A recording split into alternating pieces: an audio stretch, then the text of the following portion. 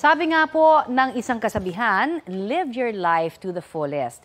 Pero yan po ang pinatunayan ng skydiver Lola na naibalita namin dito kamakailan. Pumanaw na po siya sa edad na 104. Ang balita, inanunsyo ng Skydive Chicago and Parachute Association. Hindi tinukoy kung ano po ang dahilan ng pagkamatay ni Dorothy Hoffner.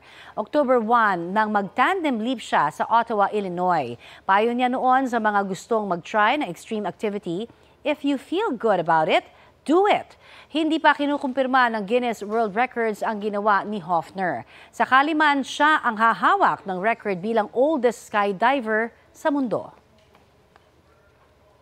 Balita ko, may tututukan kayo tuwing 11 a.m. sa GTV. Alamin ang mahalagang balita at impormasyong dapat ninyong malaman sa Balita Ko tuwing Lunes hanggang Biyernes. Mag-subscribe din po sa GMA Integrated News sa YouTube. Sa mga kapuso naman abroad, maaari po kaming masubaybayan sa GMA Pinoy TV at www.gmanews.tv.